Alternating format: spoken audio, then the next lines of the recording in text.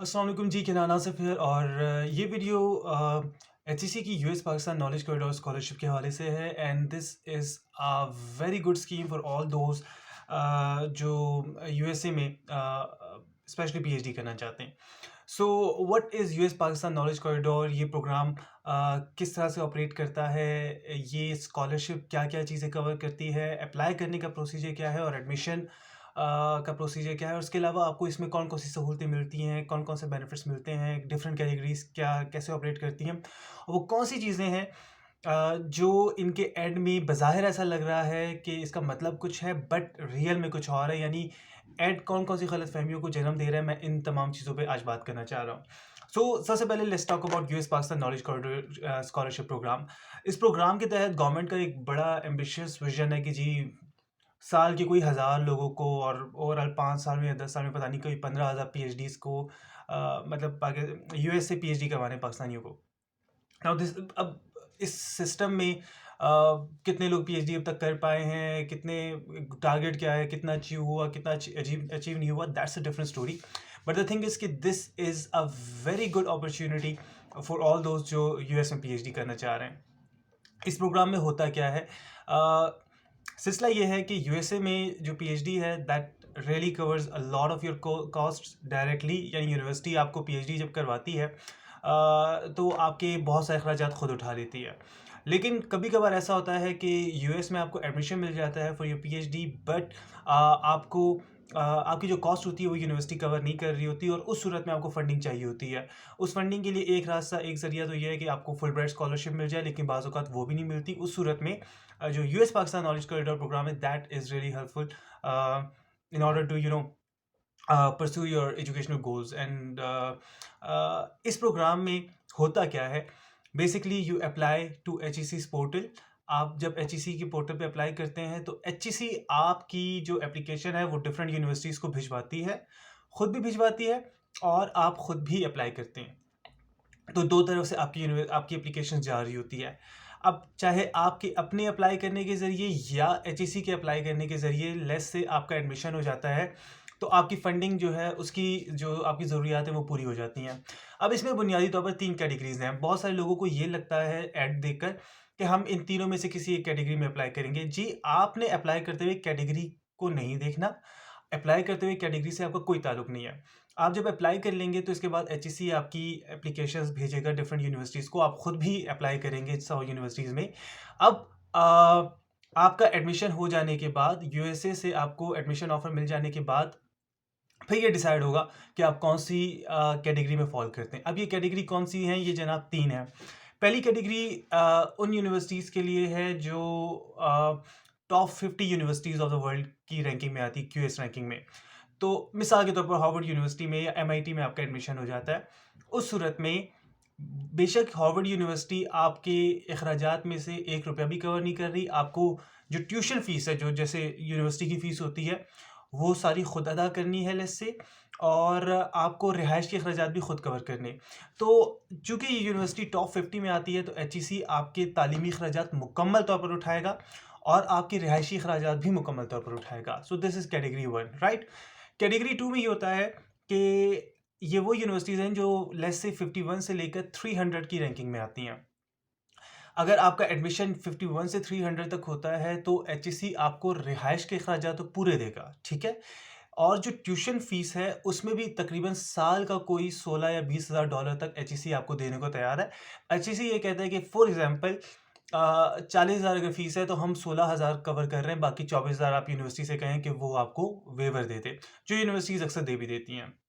So that's not a big deal. इसके अलावा आपको बाज़ औक़ात रिसर्च असिस्टेंट या टीचिंग असिस्टेंट के तौर पे जॉब करनी पड़ती है और वो उसके अगेंस्ट भी कंपनसेट हो जाते हैं। सो रास्ते बहुत हैं। इसके बाद तीसरी कैटेगरी आती है उन यूनिवर्सिटीज़ की जो टॉप 300 की रैंकिंग से नीचे आती हैं, लाइक 301 की रैंकिंग है या उससे नीचे की है। उस सूरत में एचईसी क्या कहता है? एचईसी कहता है कि इन यूनिवर्सिटीज़ में आपने एडमिशन लेना है और आपने ट्यूशन फ़ी वेवर भी लेना है। यानी आप यूनिवर्सिटी को अपनी कायल करेंगे, बल्कि यूनिवर्सिटीज़ खुद भी कर देती हैं कि वो आपको ट्यूशन फ़ी वेवर दे देती हैं कि जी आपकी फ़ीस वगैरह हम माफ़ कर देते हैं। बस आपके लिए फिर वाहिद टेंशन रह जाती है आपके रिहायशी अखराजात जो एचईसी कवर करता है। तो ये 3 कैटेगरीज़ हैं जिनके बारे में मैंने आपको बताया। कैटेगरी 1 में आपकी ट्यूशन फ़ीस भी और आपके रिहायशी खर्चात भी। कैटेगरी 2 में आपके रिहायशी अखराजात और आपकी फ़ीस में से साल का तकरीबन $16,000 या कुछ इसी तरह का अमाउंट, अगर मैं गलत नहीं हूँ तो। और कैटेगरी 3 में आपकी ट्यूशन फ़ीस कोई नहीं, ठीक है? लेकिन आपके रिहायशी अखराजात सारे, जो तकरीबन महीने के $1600 से $1800 बनते हैं यूजुअली। इसके अलावा एचईसी आपको जैसे ही आप यूएस आते हैं तो आपको तकरीबन $5000 आपको मिलते हैं इनिशियल सेटलमेंट अलाउंस। ज़ाहिर बात है, आप नए आए हैं, आपको मुख्तलिफ चीज़ें ख़रीदनी है, मुख्तलिफ एक पूरा एक घर का सेटअप बनाना है, तो उसके हवाले से एचईसी आपको इनिशियल सेटलमेंट अलाउंस भी देता है $5000। एचईसी की स्कॉलरशिप के अगेंस्ट आपको ये है कि आप J1 वीज़ा पे जाते हो, जिसमें एक बुनियादी शर्त ये होती है कि आपने इस कंप्लीशन के बाद इस कोर्स की आपने वापस पाकिस्तान आके अपने पेरेंट इंस्टीट्यूट में 5 साल सर्व करना है, किसी भी यूनिवर्सिटी वगैरह में या जो भी आपका इदारा है वहाँ पर। So this is how this whole scheme works. तो एक बात, ये जो कैटेगरीज़ है इनकी क्लैरिफिकेशन मैंने कर दी है, और अप्लाई करते हुए कैटेगरीज़ डिसाइड नहीं होती हैं। आप अप्लाई करके यूनिवर्सिटीज़ में एप्लीकेशंस भेजते हैं, जब एडमिशन हो जाता है फिर कैटेगरी डिसाइड होती है। सो ये एक एक एक फैक्टर है जिसको देखना है। अच्छा जी, आपको चाहिए क्या-क्या?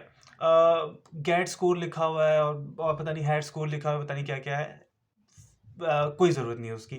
देखिए, all you need is an application, an admission offer from HEC, sorry from US university.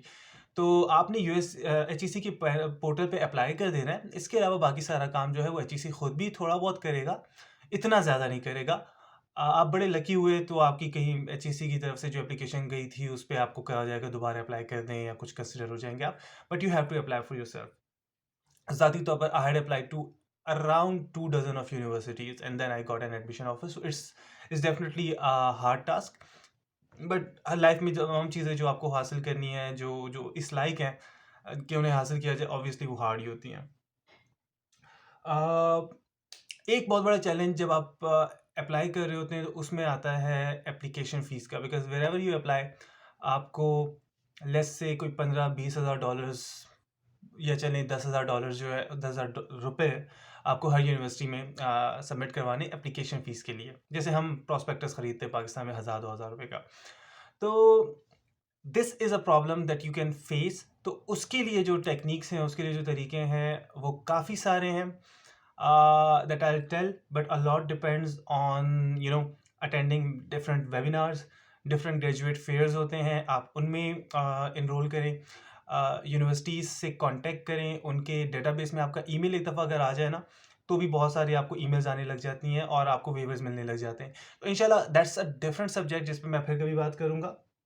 So this is how by the way that you have to apply. आपको चाहिए क्या-क्या? Usually you need a personal statement और a statement of purpose. आप इसको जो भी नाम दें, थोड़ा बहुत फ़र्क है लेकिन ज़्यादा फ़र्क नहीं है। इसके अलावा यू नीड 2 और 3 reference letters and you need your GRE score and your TOEFL score. Apply करते हुए नहीं, लेकिन बाद में ज़ाहिर बात है जब आप एडमिशन ले रहे होंगे, वो सारा प्रोसेस कर रहे होंगे, तो जीआरई और टॉफल ज़रूरी होंगे आपके लिए। टॉफल और IELTS whatever you go with, but I would prefer TOEFL. This is it. एक और बहुत इंपॉर्टेंट चीज़, बहुत सारे लोगों को लगता है कि जी like I have been asked a lot कि जी मास्टर्स करना है, क्या प्रोसीजर है यूएसए में, क्या तरीका हो सकता है? मास्टर्स की स्कॉलरशिप के लिए अगेन यू नीड मतलब जो जो तरीका है, अगर आप फुली फंडेड कोई स्कॉलरशिप लेना चाह रहे हैं, बहुत सारी यूनिवर्सिटीज़ के कुछ प्रोग्राम्स होते हैं। जैसे यूनिवर्सिटी ऑफ एरिज़ोना में शेयर फेलोशिप का प्रोग्राम है, बहुत कॉम्पिटिटिव प्रोग्राम है, बट अगर आप उसमें क्वालिफ़ाई हो जाते हैं तो 5 स्टूडेंट्स जो इंटरनेशनल स्टूडेंट्स होते हैं, उनको एक 100% ट्यूशन फ़ी वेवर मिल जाता है। तो इस तरह की यूनिवर्सिटी बेस्ड प्रोग्राम्स तो होते हैं, बट मास्टर्स लेवल पर फुली फंडेड स्कॉलरशिप का जो ज़्यादा बेहतर तरीका है, that is a Fulbright scholarship, ठीक है? उसको जब आप यूएस पाकिस्तान नॉलेज कॉरिडोर के लिए अप्लाई करते हैं, तो आप जो एप्लीकेशन मटेरियल प्रिपेयर करते हो, वो आपका फुलब्राइट के लिए भी यूज़ होता है। तो एक ही तीर से 2 शिकार हो सकते हैं। मंज़िल आपकी वही है, यूएस में पढ़ना है, अब यूएस पाकिस्तान नॉलेज कॉरिडोर वाला रास्ता अपनाएँ या फुलब्राइट वाला अपनाएँ। जो यूएस पाकिस्तान नॉलेज कॉरिडोर है, ये सिर्फ़ पीएचडी के लिए ज़हन में रखिएगा, और जो फुलब्राइट है, उसमें आपको मास्टर्स भी करवाया जाता है, आपको पीएचडी भी करवाया जाता है। अब अगर प्रॉब्लम ये है कि आपने फॉर एग्ज़ाम्पल बीएस किया हुआ है, 16 इयर्स ऑफ एजुकेशन है, और आप कह रहे हैं नहीं भई मैंने मास्टर्स करना है, मैं फिर पीएचडी करूँगा। तो यूएस में एक सिस्टम डिफरेंट इस तरह से है कि आपके पीएचडी के लिए आपका एमफिल होना, एमएस होना ज़रूरी नहीं है। तो अगर आपने let's say simple MCom MA MSc किया हुआ है या 16 years of education है आपकी, even then you can apply for a PhD program in any university, and if you prove that you're worth it, you can easily get that mission. So this is how things work, and let me know if you have any question. I'll be happy to respond. Plus I'm conducting the workshop very soon, जिसमें हम इस program के बारे में जो further documents हैं उन पे बात करेंगे, प्रोसीजर्स पे बात करेंगे, डिफरेंट जो टिप्स हैं, जो टेक्निक्स हैं, जो जो स्मार्ट वर्क आप किन तरीक़ों से कर सकते हो, इसके अलावा GRE को कैसे प्रिपेयर करना है, टॉफल कैसे प्रिपेयर करना है, उस पर भी हम बात करेंगे. So I am uploading a link in the video description, इसको चेक कीजिएगा एंड यहाँ पर रजिस्टर कर लें, बिकॉज जब भी हम वर्कशॉप करवाएंगे you will get the email and then you can participate, right. Thank you so much, अपना ख्याल रखिएगा.